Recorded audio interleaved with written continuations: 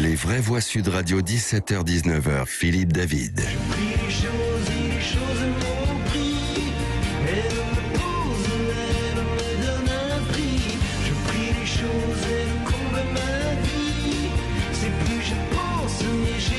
Philippe Bilger, quand avec Jamel, on a choisi les musiques pour introduire les débats, on a pensé à vous, pour comme c'était Jean-Jacques Goldman. Ah ben oui. Mais alors, le seul, l'unique. Vous savez d'ailleurs que Stella et Caroline sont aussi fans de Jean-Jacques Goldman. Ah ben nous sommes un trio qui a du goût. La fine équipe, entièrement d'accord. Le Black Friday a été repoussé d'une semaine et malgré tout, le e-commerce est toujours au centre des critiques. En cette période un peu bizarre. Oui, un peu bizarre, de fermeture de petits commerces, de rayons interdits au public dans la grande distribution. Et alors que Noël approche, on est à peine un mois de des fêtes de fin d'année. Pourtant, des millions de Français utilisent le commerce en ligne.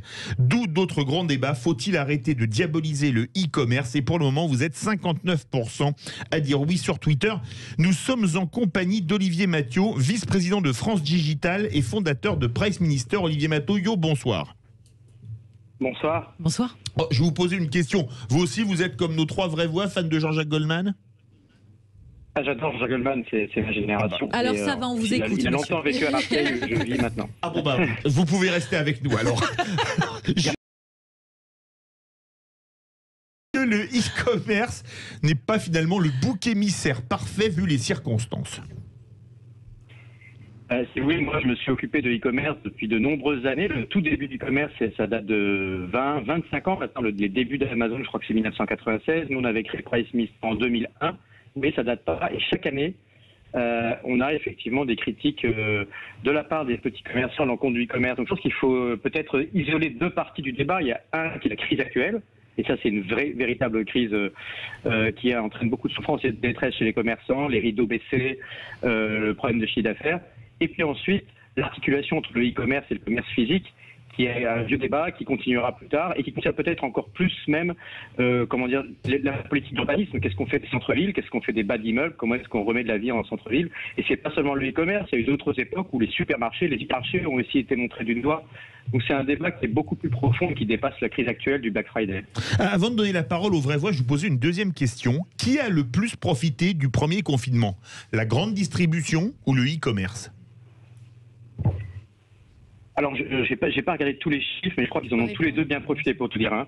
Dans le début du e-commerce, dans le début du confinement, par exemple, le e-commerce a été effectivement gagnant, hein, parce que les transports ont continué d'avoir lieu, la logistique, les transports, les postes, les chronopostes, etc. ont continué de livrer des colis, donc c'était une façon quand même de continuer à consommer.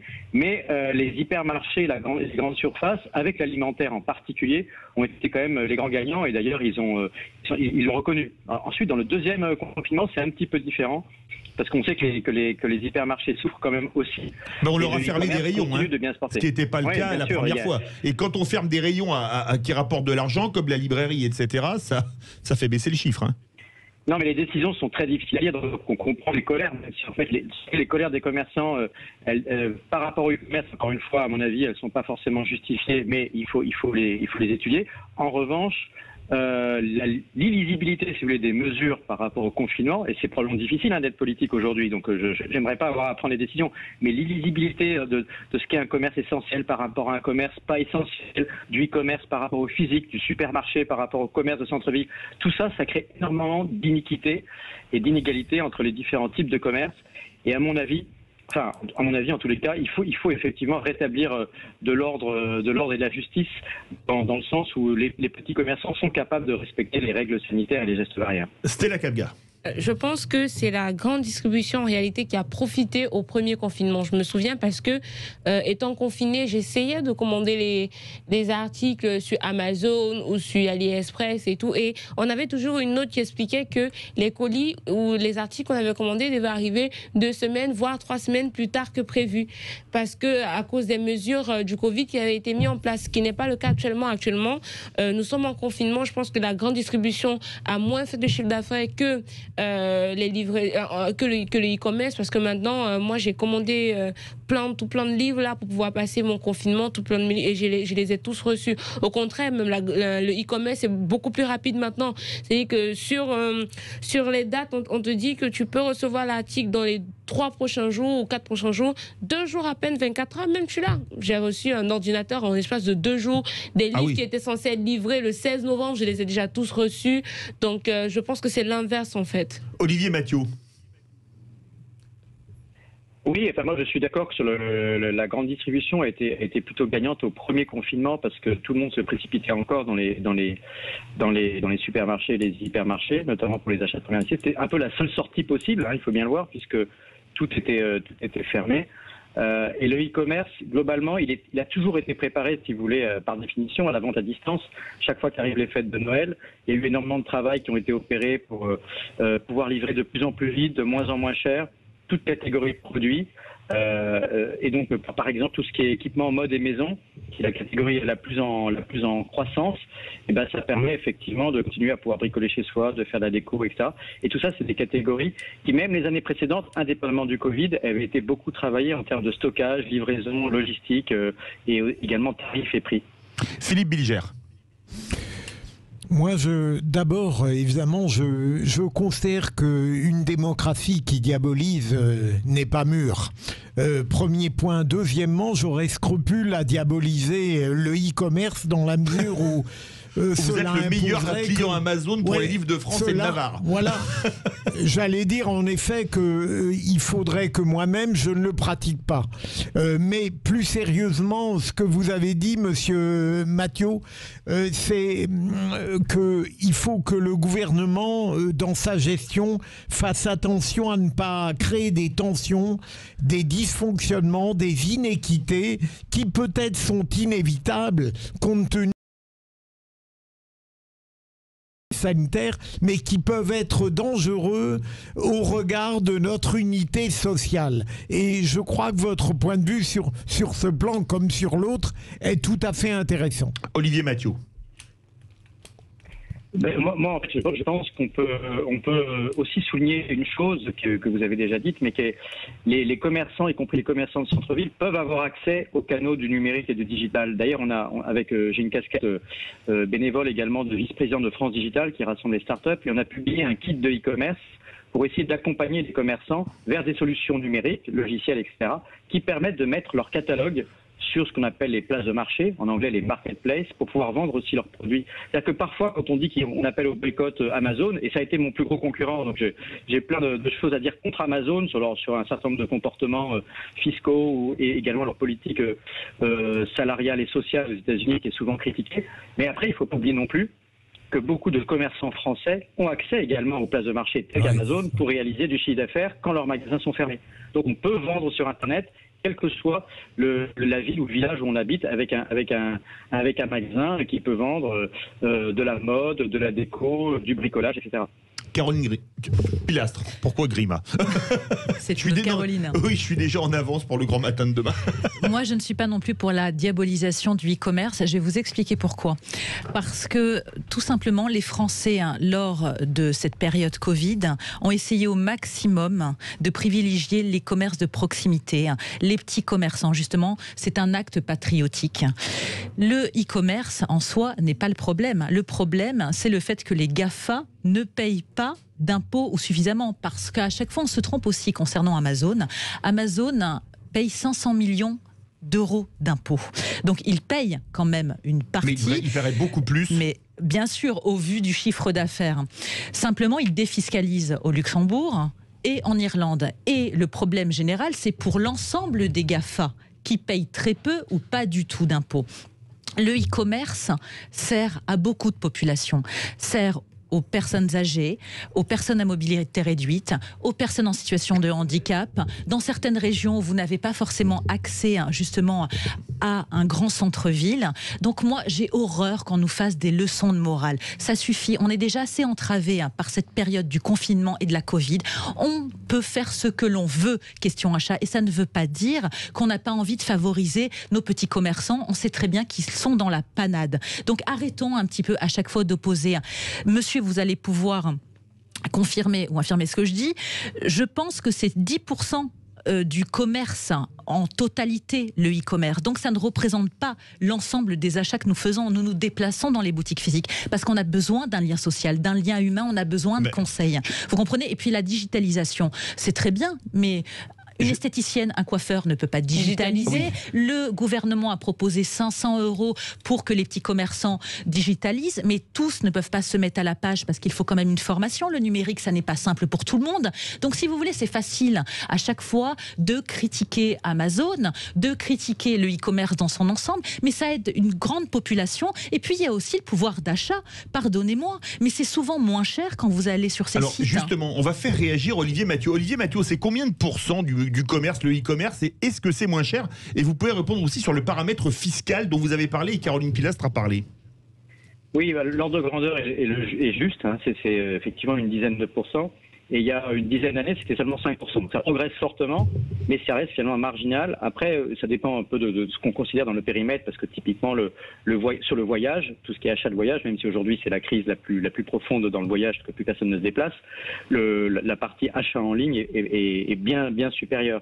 Donc ça dépend des catégories de produits, et puis il y a aussi des catégories de services, comme vous l'avez dit, comme la coiffure, où on ne va pas du tout pouvoir numériser, digitaliser.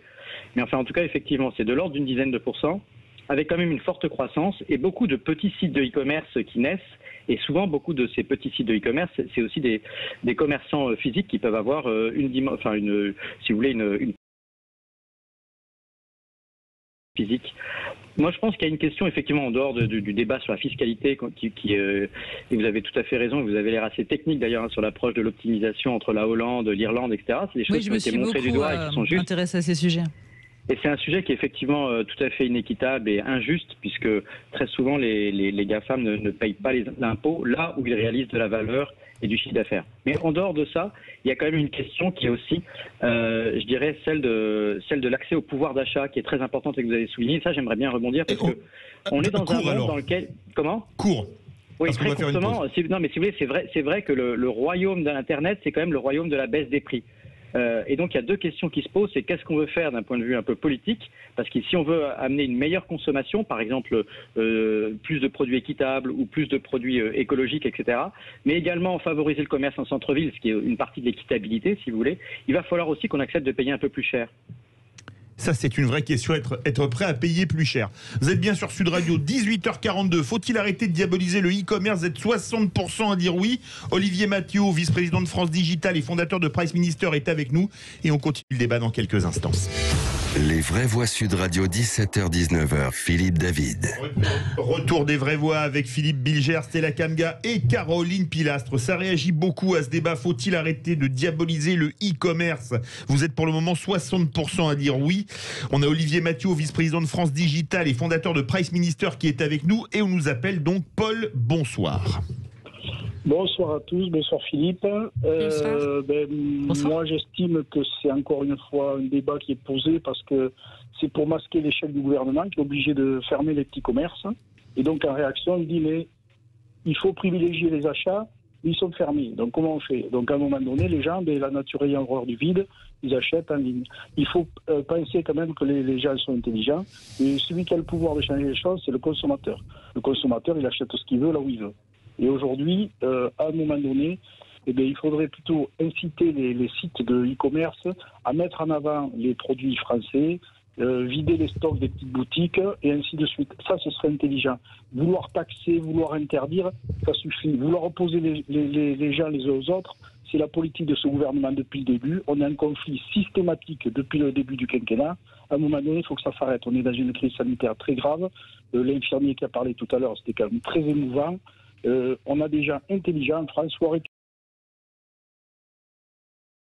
parce que ça répond à un besoin. Donc il faut aider les gens à y avoir accès. Et quand les petites boutiques rouvriront, il faudra que les citoyens, ils n'oublient pas nos petits commerçants. Mais ce n'est pas de la faute du e-commerce si les boutiques sont fermées. À un moment donné, c'est débile, quoi. Quand je vois le maire qui veut taxer, ils veulent tous taxer, quoi. À un moment donné, on va baisser les impôts, mais on veut tout taxer. Ah bah c'est difficile de faire les deux en même temps, c'est la quadrature du cercle. Vous avez dit une chose très intéressante, vous m'avez fait penser à une phrase de Perico Légas, le c'est voté. C'est ce que vous vouliez dire, Paul? Tout à fait, mais c'est un petit peu ça. Moi, j'ai des collègues qui sont éleveurs, qui vendent de la viande en ligne. Ça ne gêne pas. Et c'est de la viande traditionnelle, la belle rouge et tout. À un moment donné, il faut arrêter intellectuellement. Je ne sais pas qu'est-ce qui se passe dans la tête de nos dirigeants de vouloir interdire, taxer, donner systématiquement des leçons. Comme ils réussissent tout bien, c'est vrai qu'ils peuvent donner des leçons. Moi, je suis effaré, quoi. Je suis effaré. Paul, merci beaucoup, Paul du Lot-et-Garonne. On va faire réagir Olivier Mathieu. Vous avez entendu Paul, qu'est-ce que vous voulez lui répondre? C'est vrai que consommer, c'est voter, non? Oui, j'ai toujours formule. La réalité, c'est qu'après, les commerçants, ils sont dans un univers concurrentiel. Ils ont subi déjà beaucoup de crises. Il y a eu la grande distribution, il y a eu le hard discount, il y a eu la désertification des centres-villes. Donc il y a plein de raisons de se plaindre pour les commerçants et souvent ils ont raison. Mais il faut aussi innover. Il ne faut pas oublier que les e-commerçants, ce sont aussi des entrepreneurs. On a beaucoup en tête les grands GAFAM, on a parlé d'Amazon. Nous, on était Price Minister qui a été revendu à Rakuten, qui est un grand groupe japonais. Mais qui s'implante en France. Et par ailleurs, il y a également beaucoup de petits sites de e-commerce et plein de petits sites de e-commerce, des milliers. En réalité, on parle de milliers de sites de e-commerce qui sont créés chaque année. C'est aussi des emplois de demain. C'est-à-dire qu'il faut pas voir seulement la concurrence de l'un par rapport à l'autre.